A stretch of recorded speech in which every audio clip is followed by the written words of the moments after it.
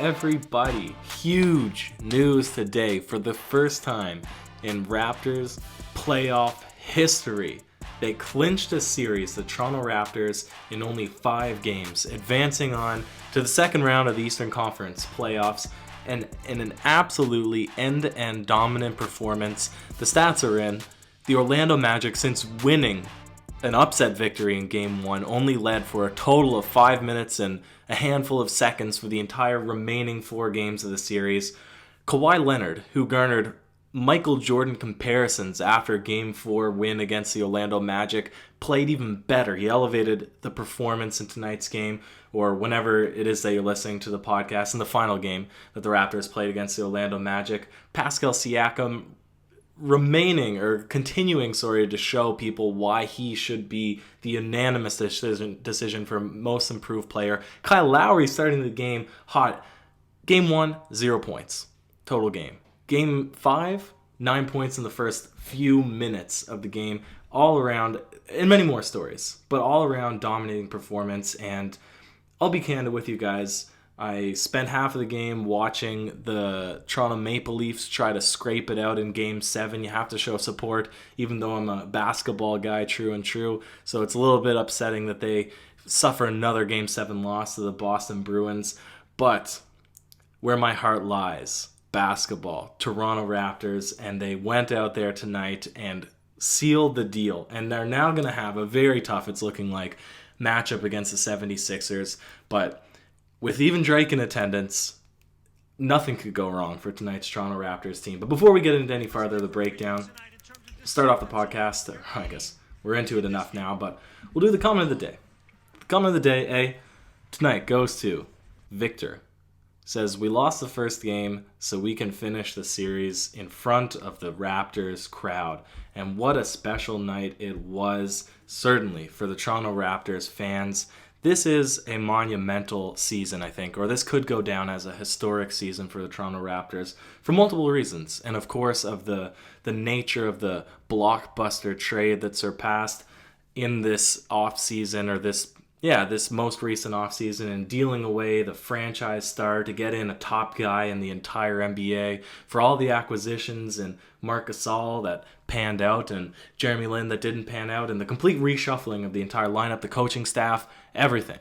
All of the storylines that have all really led to this one point, the NBA playoffs. We all knew that the season, we're going to see different things happen, and the outcome doesn't really matter as long as the Raptors make the playoffs, because this is when everybody stepped up.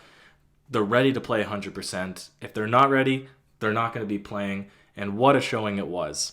You could see the energy tonight in the building. And I'd say that tonight's game is probably more energetic, more entertaining in a 30-point victory. The Raptors at one point leading by 37 points. It was more entertaining than even a close 10-point game. Perhaps not, a close game that goes down to the final shot. Of course, that's going to have its entertaining aspects, but tonight's game was so energetic because everybody got to eat a little piece of the pie. Everybody got to share the ball. Everybody seemed to have incredible bursts, incredible dunks, highlight plays. And Drake, as I said, he was in attendance, and we'll talk about him a little bit later when the segments come up. But I don't know how many games. It seems like he's been absent from the Raptors games this season. He hasn't shown up to very many. And there seems to be, I guess, a little bit of a Drake curse. At least that's what the announcers were saying. Again, I haven't really noticed Drake being present that many games, but that's because there's been so much hype for everything that's gone on the court that I haven't really been looking as to what Drake has been doing a lot. I guess before we break down the players too, Ben tonight, he's bunkered in at home. He's watching, or he's studying for 2 back-to-back exams.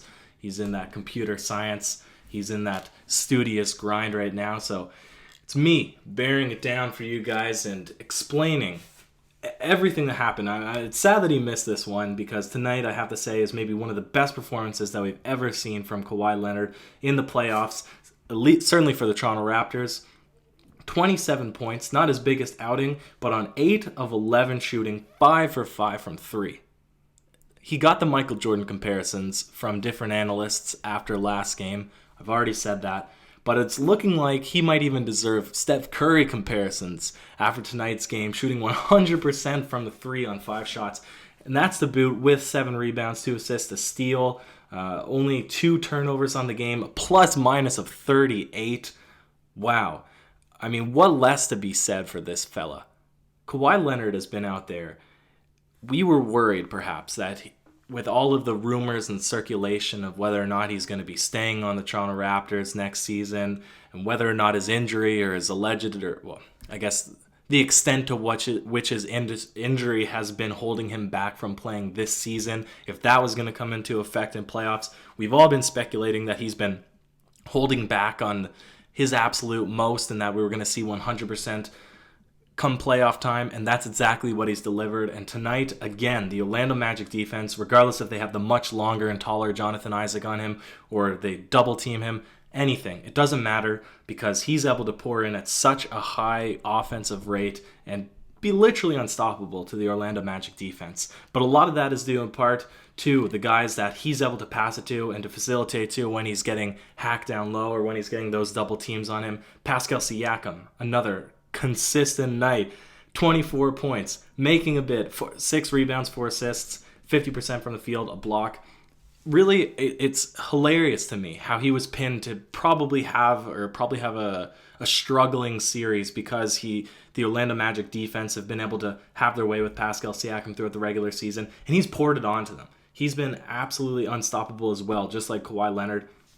As I touched on at the beginning of the podcast, Kyle Lowry, we're kind of going through player by player here. Kyle Lowry, 14 points, and it seemed like all of those points were in the first 3-4 minutes of the game to start. 4 rebounds, 9 assists. Again, this is what Ben and I have been saying. He doesn't need to score 20 points. He doesn't need to score 25 points. 10 to 15 points, 15 to 20 if we're lucky, and that's enough as long as he's doing everything else. But the biggest fact of Kyle Lowry's performance tonight, and we'll touch upon this again in the segments, is him taking 4 charges tonight. He's leading the playoffs in charges taken. I think he has a record. Mention it if you think that he does as well. But I'm pretty sure that he has a record for most charges taken in the playoffs or something like that. And tonight, showing again his defensive abilities, taking 4 charges in tonight's game. Marc Gasol looking absolutely terrific despite the box score numbers. We've become accustomed to just kind of low numbers in the box score despite him having a significant impact on the game. And Danny Green also. Nothing crazy in the box score, but just absolutely playing all the little intangible things. His defense, his positioning, fantastic. And Norman Powell, that's another guy that I want to say, I guess, before we get into all of the segments. He is playing so confidently. I am very excited now to see him moving forward. We actually had a fan, I believe, I can't remember. I don't want to do him an injustice here. I think it might be Chris Huber.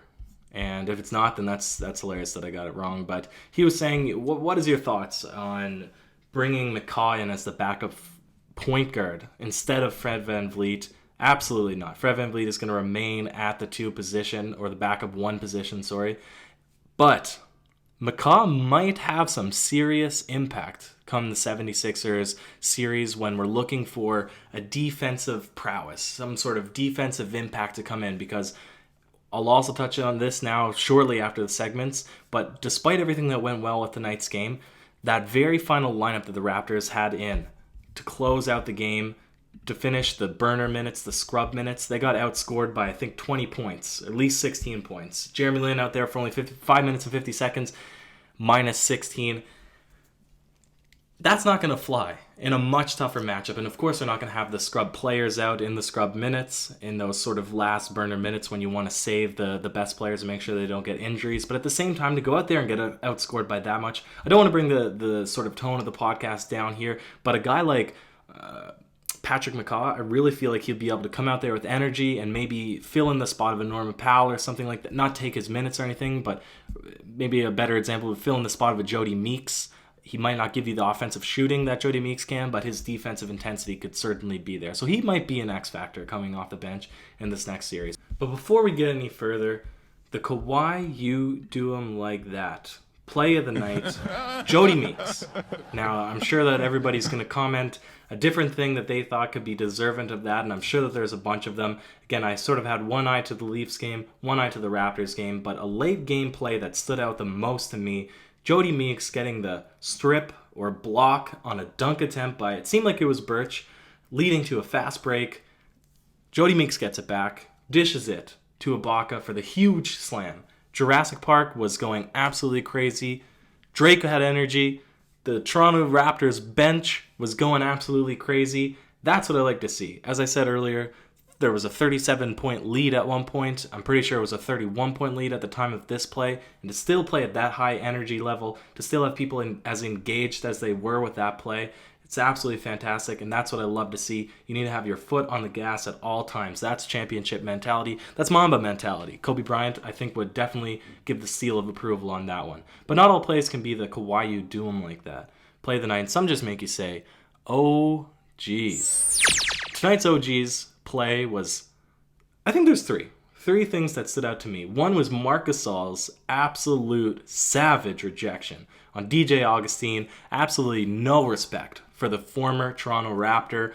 Getting a hand on it, I think it was a floater attempt, and absolutely sending it down to the hardwood, bouncing it up, and then the Raptors contain the loose ball. Really one of the nicer blocks that I've seen. Not one of the ones that is he jumps out of nowhere and swats it away, but it made us, I have 3 guys watching in the living room with me. We all went, whoa, when that happened. We all went, oh, geez. Second, Kyle Lowry, already mentioned at the beginning of the podcast, took 3 charges in the first half. Maybe he took his 4th in the first half. I'm not sure. I know he had 4 total. That made me say, oh, geez. He's putting his body out on the line every single game, and you love to see it from a guy who's been banged and bruised, injured all season long, and still willing to put in that extra step, whatever it takes to get to seal the victory. And finally, as I said as well, maybe 2 or 3 times already, Drake finally shows up for a Raptors game, and I think he couldn't have picked a better game to show up to either. This one, like I said, from start to finish, an absolutely dominating performance by the Toronto Raptors. They really did it all. There's not a lot to complain about here. Of course, I will complain about a little bit of it because that's sort of my role in this podcast, is to pick apart some of the flaws. But other than that, this was absolutely fantastic game. My favorite segment, the new one, the Where's the Sauce, T. Ross, and if you've guessed it, you probably know it already. T. Ross with a technical foul early in the game for bouncing the ball basically into outer space. He was frustrated.